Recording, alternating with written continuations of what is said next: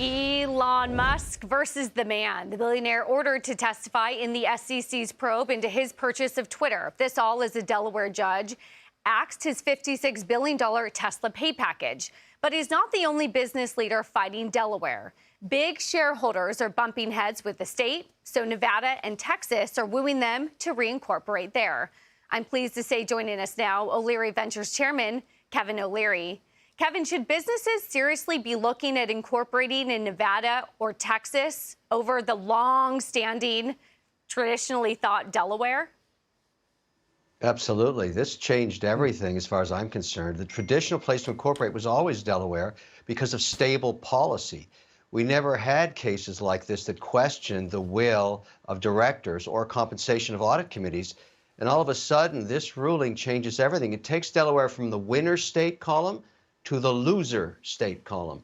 Other loser states like New York, New Jersey, Massachusetts, Minnesota, Michigan, California, those are loser states where you avoid putting money to work or doing anything corporately because their policy is very unstable. I would have never thought this would happen in Delaware, but I would never today incorporate in Delaware. I'm assuming the Supreme Court there will overturn this decision ASAP because everybody's looking at this saying, what was that? That was just right out of nowhere and really casts a pall on how unstable that state policy is now. For more on Tesla and a number of investment topics, we turn to Kevin O'Leary, O'Leary Ventures chairman, joining us here in studio. Kevin, great to see you. Great to be here. Thank you. So let's discuss.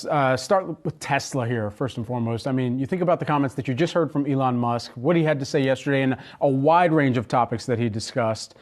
At the end of the day, this is a company that is investing heavily at the same time that many other automotive companies are investing heavily in their next leg of growth into EVs. What makes Tesla perhaps in a better position to capitalize on where that trend, where that market share that they existingly have right now, or they currently have, could serve them, could benefit this company at a time where they're continuing to invest? Well, each quarter, including this one, there's always the speculation by the market that competition is going to erode margins. Competition is going to erode share. Competition is going to slow growth. And yet, that has not happened. There is no company yet that's transitioned to the effectiveness and the efficiency and the productivity that Tesla has around drivetrain, around engine, around chipsets, around batteries. Sure. So there's a moat around Tesla because it was, the first mover, but they've maintained their share through innovation. Everybody criticizes this guy for a million different reasons. But at the end of the day, when you ask somebody if you want to buy an EV, what do they want? They want a Tesla. So GM hasn't come with anybody wants. Porsche hasn't done it yet. I'm not saying they won't, but it hasn't happened yet. Meanwhile, they gain share, they reduce price, they're getting more aggressive, they're bringing the truck. I don't see a bad story here, and it's reflected in the stock, although it's a volatile stock. Sure. But if he's saying there's headwinds economically globally, that's the same environment for every company, whether they're in the EV market or not. But the infrastructure itself, the real adoption to get 50% of cars in America to be EVs is you need a really standardized distribution of charging centers. And frankly, if I look at it as an investor, I'd rather have the private sector build it out. They're more efficient, and the company that's done the best job is Tesla. Mm-hmm. And even the standardization of using Tesla by Ford and General Motors and others, they're admitting that Tesla's ahead of everybody else. So why not just let Tesla roll it out and everybody leases this technology? That would be a better way to do this. Because if we have different types of charging stations, that's a really bad outcome. Very bad outcome. Remember the days of fumbling with a handful of different charging adapters, desperately hoping one would fit your EV? Well, those days are over, seemingly, because there's a big partnership going on between EV giant Tesla and Stellantis, the automaker behind iconic brands like Jeep, Chrysler, and Dodge. For months, the industry has been abuzz with some major automakers like Rivian, Hyundai, and Kia, and even Ford adopting Tesla's new charging connector, the NACS. And several analysts have come up with predictions on how these partnerships could mean a lot for Tesla, the EV industry, and ultimately car users as a whole. This recent partnership with Stellantis is yet another reason to add them to the collection of some pretty big companies. and it's undeniable the immense potential that this all carries. Today, we're going to peel back the hood and take a closer look at what the latest is going on with Tesla and how this partnership could make the difference with the automakers in the market right now, at least when it comes to stock prices that are currently struggling a little bit, as well as what this could mean for the EV industry at large. Let's get started. Time for a stock to watch, and it's Tesla, among the top trenders on Yahoo Finance. Once again this morning, shares are sliding in pre-market trading off just about 3.5% year to date. It's been ugly for the stock, with shares off about 27%. Saz, you got to look for us here on what we could see. Pre-market trading off just about 1.7%, lost to over 3% yesterday. Is it going to turn it around? I was looking for a really bad pun, like Tesla's stock down shifts to neutral, but you don't really shift in a Tesla, right? It's just an electric vehicle. Nonetheless, here are three reasons why Tesla stock is still tanking. Let me fire these off here. Really, performance for Tesla has just not been good. You look at that last earnings report, earnings have been softer than expected for 6 straight quarters, so the street is getting concerned about the company's performance.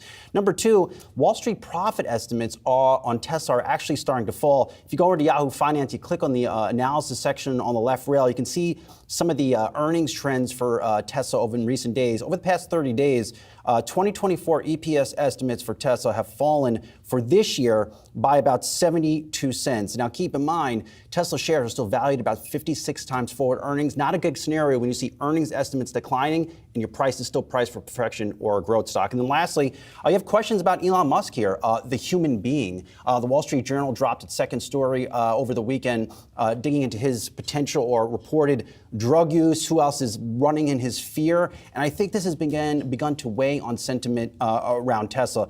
So you have all that, and then really a nifty chart I think is also relevant to the Tesla story here as well. It comes from the folks over at Car Gurus, and you can see the continued downtrend in used Tesla prices for various reasons, whether it is quality concerns or people just don't want these things, they have range anxiety, whatever it is, prices for Tesla continue to fall, which I would argue is putting pressure to even for Tesla to continue to lower prices on its newer vehicles, which puts pressure on profits and potentially sets it up for a 7th straight disappointing quarter when it reports 3 months from now. Now, this is a big plot twist that we never saw coming. Stellantis was once a holdout in the charging network standards war that was currently going on at the time of this video, and it was officially announcing that it would adopt Tesla's charging port, and also known as the NACS, on select 2026 models in North America. This move's not only impressive, but it also marks a significant step towards charging unification, potentially making things a lot smoother for EV drivers across the continent.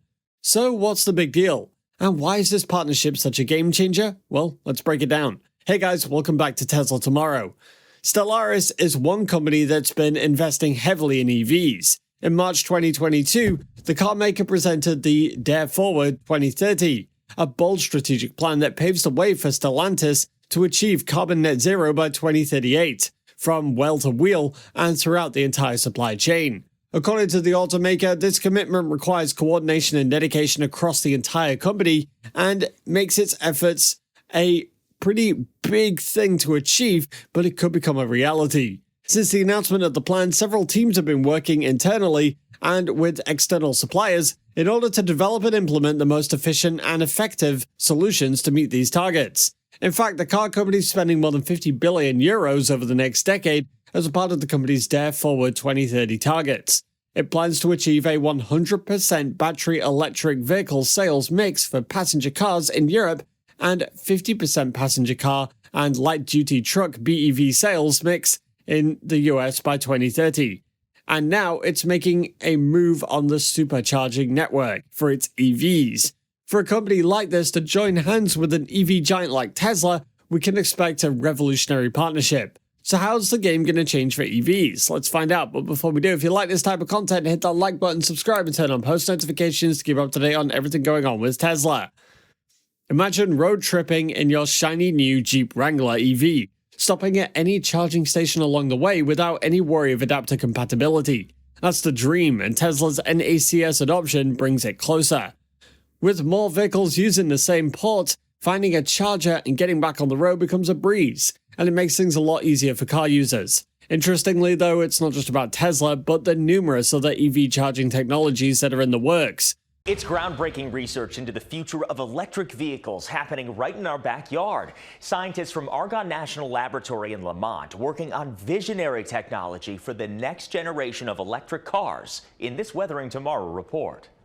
This isn't your typical gas station. What once housed tanks with fossil fuels at Argonne National Laboratory in Lamont is totally transformed. We're trying to envision a kernel of the future and show that there is promise in a decarbonized transportation system in the future. Argonne grid integration technology scientist Dan Dobrzinski works here in this retrofitted gas station lab on the Argonne campus, testing charging technology and electric car batteries in an array of real-world scenarios: extreme cold and heat, new fast charging methods, and new systems to charge off the grid. And the west side actually is coupled to the same circuits that power these charging stations. So this is actual solar renewable energy going right into the batteries. This could be the electric gas station of the future. 2 canopies with solar cells that are powering cars right now, a massive battery that's also offsetting the strain on the grid for charging. And how to coordinate that and which communities need energy now and need that charging capacity now. That's where colleague Joshua Ald comes in. This is Chicago running through a day where everyone's driving, how much energy they're using, and we like to map that to see how anything we deploy on top of this, whether it's electrification or whether it's many of the other new and interesting automotive and mobility technologies that are coming out, how that influences the city. Ald and his team model real-world use of electric vehicles and more, learning where demand and battery strain become highest, and work with regional planning agencies on where to add new electric charging. We partner with a number of organizations in Chicago that are helping along with that charger deployment, and equitable deployment is another important factor. Less than a mile away, more Argonne scientists are testing artificial intelligence, autonomous driving, and EVs. Are these automated systems, do they do better at driving efficiently or not? And if they don't, what kind of controls can the computer guys do to make it a little bit better? Research engineer Michael Duoba puts the self-driving electric cars of the future through rigorous tests. Even if it's just my hand, it knows that that's a hand of a human, right? So that's a person.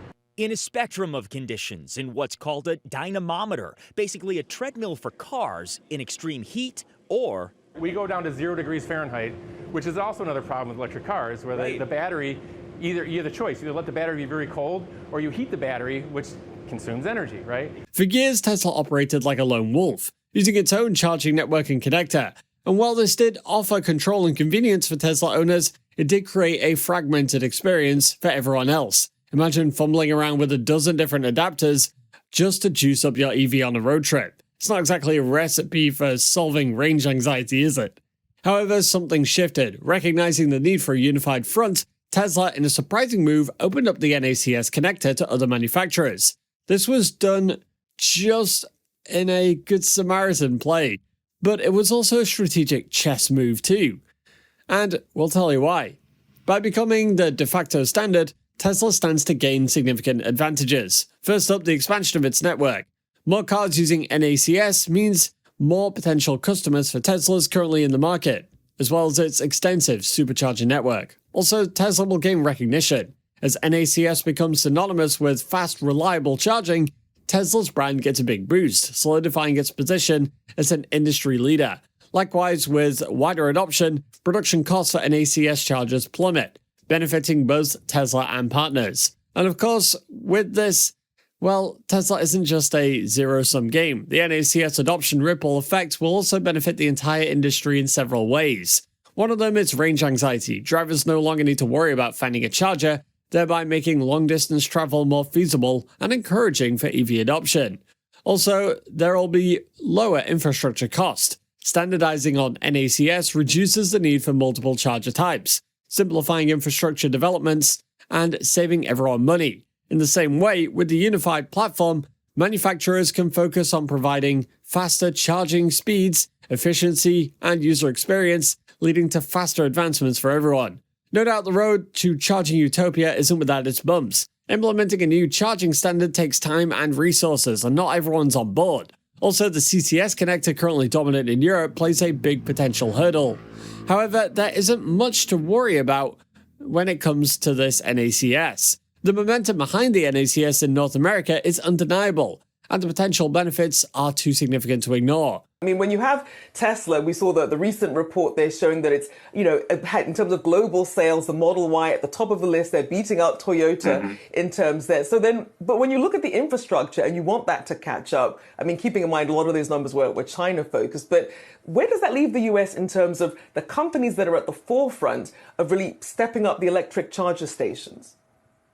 Right. Well, I mean, I would put it in perspective. Keep in mind that charging an EV is not the same as buying gasoline.